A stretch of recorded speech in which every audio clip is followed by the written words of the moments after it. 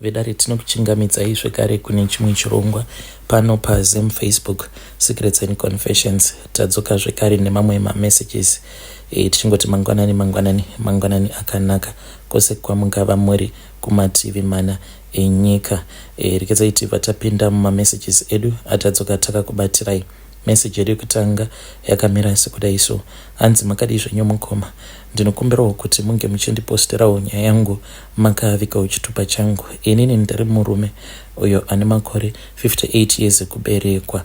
Mukoma Nashe, ndine confession yangu iyo yandinayo. Confession yangu mukoma Nashe yakamira sekudai so: mushure mekunge ndauraya mudzimai wangu, ndipo apo pandakabva ndachizomanikidzira mwana wangu. At that time kozvino watokura mwana wangu uyu, ende hatombozvisivi kuti ndo zvandakamumanikidza kuti ange achiita, uye zvekare ndo zvinokonzeresa kuti kunyangwe akagara nemukadzi vanongosvika pakurambana, mukadzi uya asina kana kumbogara abatira pamuviri. So zvandakaita mukoma ndezvekuti mwana wangu uyu ndakamumanikidza kuti ange achizosika bonde nechitunha chaamai vake.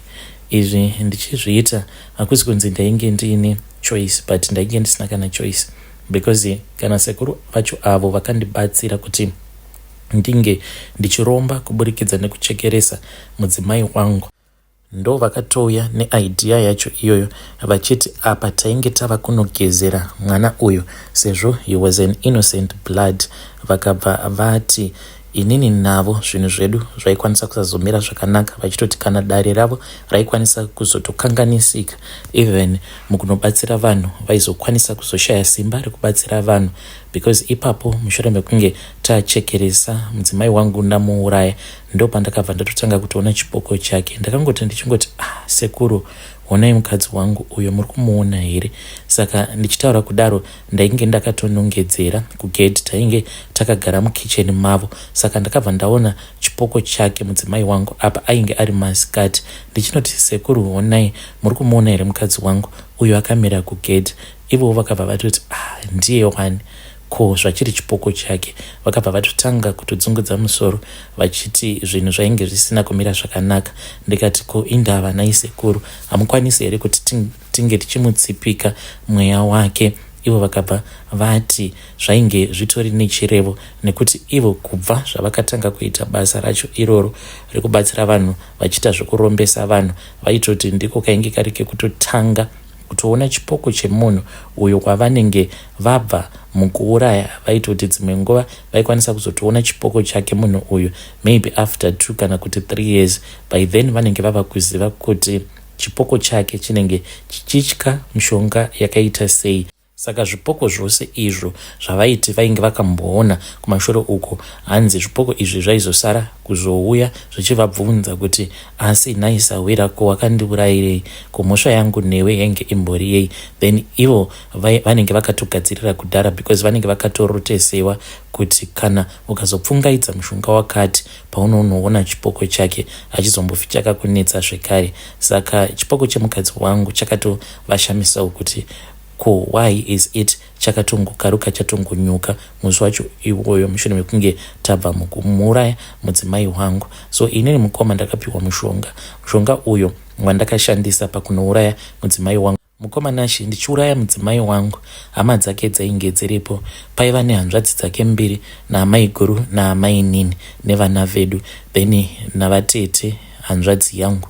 Saka ivo havana kana kutombozviziva kuti ng'anga iyo yandaiti ndainge ndatsvaka ndaiwana ndiyo ng'anga yacho futi yainge itori busy ichitondibatsira muurombwa hwangu. Saka ndakabva ndazopiwa mushonga uyo wandakanzi ndaifanira kuti tige ndichizopota ndichimunwisa, but mushonga uyu mukoma, it is just like poison, because sekuru vangu vakandiudza kuti mushure mekunge anwa mushonga iwoyo, then mushonga uyoyo waibva wazonomuchera mumatumbu ake obva azoita maronda. Saka ndo zvakazoitika ipapo. Mudzimai wangu ainge oti zvino kana ochaya aichaya ropa mukoma, aita tsvina inenge yakazara neropa zvekuti aizadza kana chibhaketi achingochaya ropa chete. Saka ainge achingocherwa nemishonga iyaya, achingocherwa chete and hama dzake hadzina kana kumbogara dzakazviziva kuti ndini ndainge ndatoisira mudzimai wangu poison. So ndakabva ndachizodzokera kwavari sekuru vaya, ndakati ndadzokera kuya ndipo apo patakazoita zvekushandisa mucheka mutsvuku. Saka vakangonditi bata uku, then umwe wavo vakabva vazomuti ange achizobata rimwe side, then takabva tazonoisa mucheka uya kumadziro. Ndikabva ndatoona kuti mukadzi wangu akabva atonyuka arimo mumucheka muya achita sekunge munhu ainge ari muTV. Saka ivo vakabva vazobata rimwe side, ndobva vazonditi ndinge ndichizomira ndakatarisana nawo mucheka uya.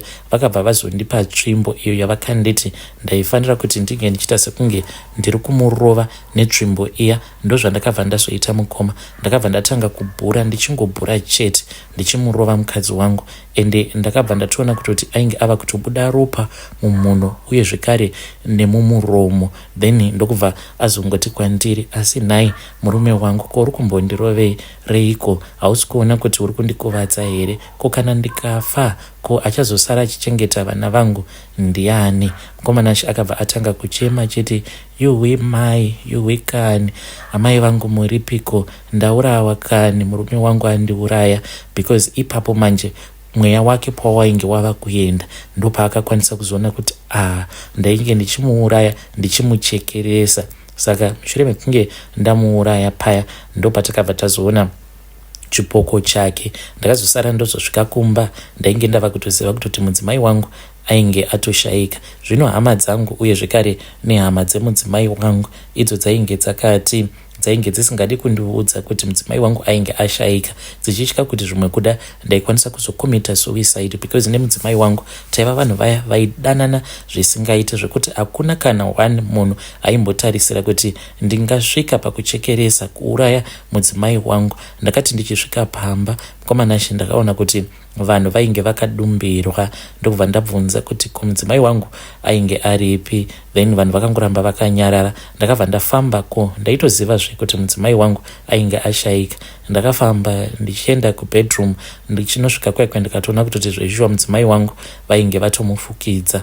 Ndikatoona kuti munhu ainge atofa. Ndaida kucelebrata panguva yacho iyoyo kuti ndige ndichifara, but ndakabva ndazodzikamisa hana yangu, ndokubva ndatanga kuchema. Ndakachema mukomanashi, but ndakati ndichichema kudaro mumwoyo mangu ndainge ndichifara. Ndakabva ndazoudza sekuru vaya kuti zveshuwa mhuka yedu tainge taibata uye zvekare tainge takwanisa kuiuraya. Saka sekuru vaya vakabva vandiudza kumochwari kwandainge ndichida kuti mudzimai wangu ange achizoendeswa, sezvo ainge akafira mumba.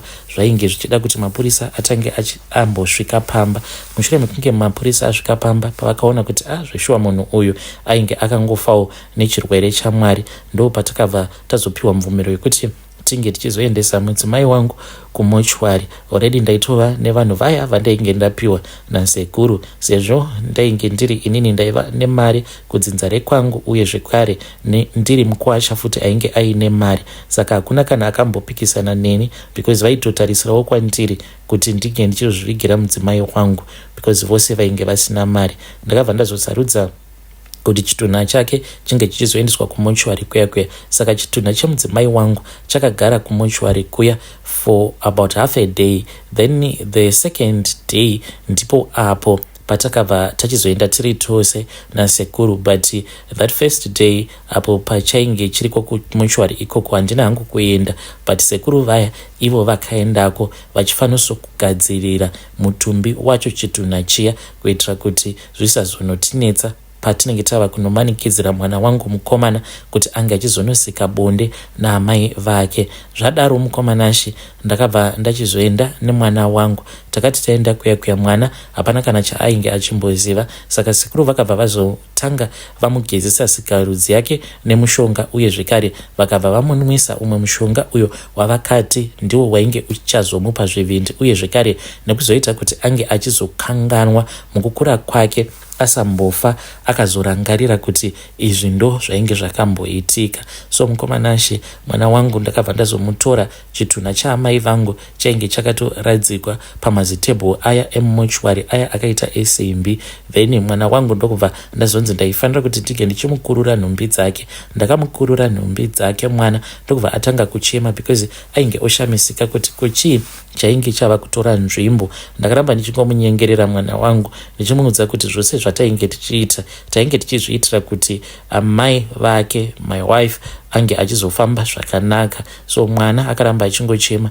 Kudzamara tichizonovhura mudzimai wangu makumbo ake, mwana wangu ndokubva tazomuisa pakati pemakumbo paamai vake, ndokubva ndachizobata sikarudzi yake ndikabva ndangoita kuti inge ichingonopindawo zvishoma musikarudzi yamudzimai wangu. Ndakabva ndachitanga kufambisa chiuno chake ndichiita sekunge iye ari kutoita bonde, achitambirira achiita bonde naamai vake. Akati anyanyisa kuchema, sekuru vaya vakabva vati zvainge zvakwana, ndokubva vachizotora mucheka wavakatora ndokubva vazotanga kumupukuta nawo mucheka uya. Vapedza kudaro ndipo apo pavakazoti kuvakomana vaya vaishanda mumochwari, mucheka uya waifanira kuti unge uchizosundudzirwa mukatikati mesikarudzi yemudzimai wangu, kuitira kuti pakunomuka kwake haaifanira kuti ange achizotevererana neni uye haaifanira kuti ange achizotevererana navo sekuru vaya.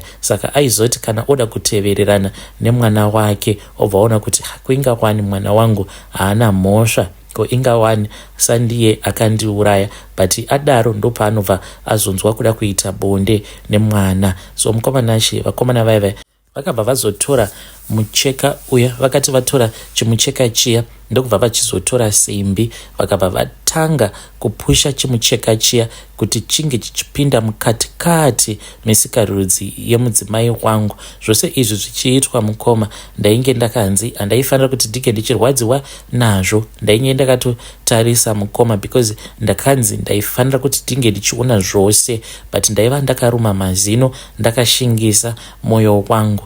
Zvose izvozvo zvakati zvapedza kuitwa, then ndokubva tachizobuda mumochwari muya. Ndine mvura iyo yandakazopiwa yandakanzi tichinosvika kumba mwana ndaifanira kuti ndinge ndichizomugezesa kumeso uye zvekare iniwo ndichizogeza maoko angu. Saka along the way ndakabva ndazotenga kaplate kesadza sezvo ndainge ndava kunzwa nekuziya nenzara. Ndikabva ndati kumwana ngatimbopaka apa. Saka takati tapaka pasaidi peroad paya ndokubva ndazozvigezesa maoko, mwana ndikamugezesawo maoko. Tapedza paya ndakamugezesa zvikari maoko ndokubva ndazomugezesa kumeso kwake ndichiti ona kuzvaune mabori buruka motikari ndikugezese kumeso kwako. Saka akabva aburuka ndokubva ndatanga kumugezesa kumeso paya, then mvura iya ndikabva ndangosiya ndangoirasirirawo ingori muchigubhu imomo ndokubva tadzokera kumba. Mudzimai wangu takazoenda tikanotora chitunha chake ndokubva tazoenda tikanomuviga. Saka ndokuchekeresawo kwandakaita mudzimai wangu uye zvekare nekukanganisira mwana wangu future yake. Saka ini ndainge ndisingatozivi kutoti zvose izvo zvatainge tichiita kwainge kuri kutorodza mwana kuna amai vake, because sekuru vaya ivowo mukunoita zvinhu zvavo vainge vasina kukwanisa kunyatsokundibudira pachena kuti zvatatodai zvinoreva kutoti mwana uyu haachatokwanise kuti ange achizoroora mukukura kwake. Mwana wangu akura mukoma, ndinoshuvirawo kuti dai mwana wangu aroorawo at least akwanisawo kuita vana kana kungomitisawo sezvinongoitawo vamwe vabii yake, but iye hatomborina kana shungu when it comes to women. Uye zvekare kunyange vamwe vasikana vakamanikidzira kuti vange vachigara naye sezvo vachiona kuti baba vake vane mari yakawanda, but marriage yacho hakuna kana kwainozombosvika because varoora vangu ndotoziva kutoti vanenge vachitorota vamwene vavo. Saka vamwene vavo vanovarota vakatsamwa nekuda kwekuti mudzimai wangu iye anenge achitoona varoora vaya secompetition, sevanhu vanenge vauya kuzomutorera murume. So mukomana nacho ndiyo confession yangu iyo yandiinayo iniwo kuti mwana wangu ndinge ndichimubatsira handikwanisi, nekuti kana mwana uyu akangosunungurwa, worst of all kana akasunungurwa ndiri ini ndinenge ndafamba naye, ndinenge ndatozvikanganisira. Mukadzi wangu chipoko chake, mweya wake une dzimwe shungu dzekuti kana kundiuraya anokwanisa kundiuraya. It is just that zvaizvezvi haakwanisi kuti ange achiuya kuzondikuvadza, nekuti apo paanoda kuuya kwandiri anobva anobondera nekuda kwechimucheka chiya chatakamuviga takamuisa kusikarudzi kwake chinobva chazomukwezvera kuti anga achienda kune mwana. Saka anoti kana aenda kumwana aine shungu dzakawanda kudaro, then ndo paanobva ati ko zvandiri kuda kuuraya mwana wangu, iye mwana wangu asiri iye akandiuraya. Then anobva azombozorora, but asati azorora anobva ati kumwana chitanga waita bonde neni, zvinokonzeresa kuti mwana anga achisangana nemaproblems mukurarama kwake. Hey, vedare ndo message iyo yandakatumidzirwa ichibva kuna sekuru avo. Zvakangoma hazvo veduwe, ngatizame kuti tinge tichitaura navo sekuru ava mucomment section. Strange things indeed they do happen in this world. Asi mukoma kana kwanga kuri kunzi munokwanisa dai masunungura mwana wenyu, you have lived a full life, just feel sorry for him so that he can also live the same full life that you have lived, so that your family name can continue as well. Dai makwanisa kusunungura mwana. Zvakangoma hazvo vedu, hanzi ndinotya kuti kana ndikasunungura mwana chipoko chemukadzi wangu chinobva chazotarisana neni. Regedzai tibva taenda panyedu inotevera.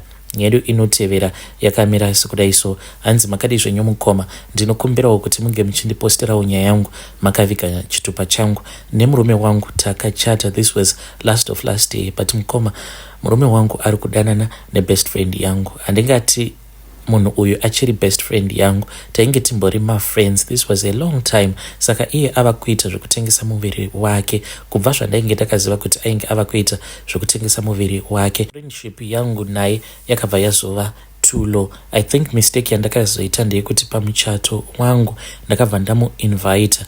Ipapo ndipo paakabva achizokumbira mafone numbers emurume wangu. Panguva iya yatainge totorwa mapictures, I clearly heard her achitokumbira murume wangu mafone numbers achiti ndikuda mafone numbers enyu ndizokutumidzirai mamwe mapictures awo andakutorai. Saka ndakana kumbozviisa mupfungwa at that time, apa ndainge ndakaneta futi. Mukomanashe murume wangu nefriend yangu vakabva vazotanga kutaura vose. Saka kuti ndike ndichizozvibata, it was because kumacallog akakanganwa kudeleta. Ndikabva ndaona kuti kozvadziri nhamba dzefriend yangu, then ndakabva ndazomubvunza ndokubva tatanga kunetsana. Ndikaona kuti vanhu ava vainge vakaita a video call more than 2 hours. So akabva achizobvuma. Akati abvuma kudaro mukoma akabva ati ndinomuda, I think kuti she is the one. Zvino ndoitawo sei nai mhuri yeZimbabwe, iye ari kutoti tinofanira kuti tinge tichidzokera kuZimbabwe so that we can cancel the marriage. Hey, vedare ndo message iyo yandakatumidzirwa ichibva kuna vanzvadzi vedu. Ngatizame kuti tinge tichitaura navo vanzvadzi vedu ava mucomment section. Zvakangoma hazvo vedu we. Strange things indeed they do happen in this world. Yay, pakaipa.